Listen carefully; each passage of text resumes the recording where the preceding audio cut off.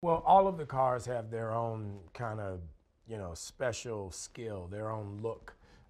It's funny when you see that ice cream truck and that big bobbing head on top of it, because there's one shot we have where it's in the distance and you don't see the truck, you just see the head coming around the corner, and with Evelyn and I have almost a human relationship.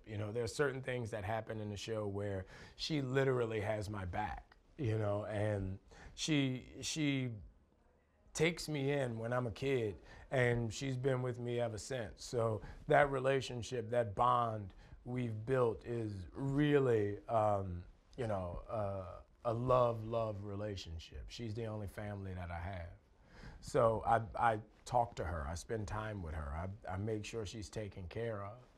So we really go beyond the idea of the relationship of car and owner, where it's more like lover and love interest. Well, Quiet destroys everything.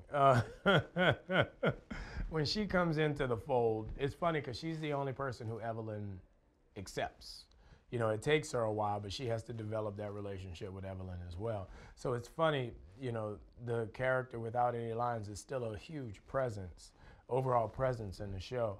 But yeah, Quiet almost messes that up. And a lot of my time is spent either chasing Quiet or getting her out of the shit that she's in.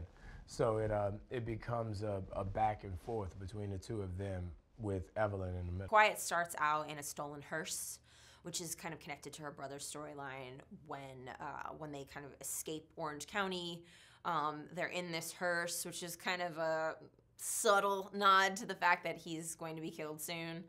The hearse gets destroyed. The next car Quiet is in is Evelyn. She steals Evelyn from John for like a hot second. And then she has to learn how to deal with Evelyn because John built Evelyn to his specific needs, wants, and desires. And so learning about John is also learning about Evelyn and how the car drives and how it maneuvers and what it does and when it wants to stall out on her.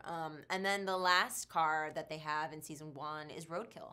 And Roadkill, John and Quiet build together from scratch. And it's a, can I curse? Yeah. It is a fucking monster of a car. I mean, I think particularly for fans of the game, when they see Roadkill, they're gonna be happy. But I also think, like, just as somebody who didn't play the game growing up, Roadkill is just like a beast. It's a beast. And so it's really fun to see the two of them coming together in this way. I mean, they've got a really antagonistic relationship, but coming together to build this war machine, basically.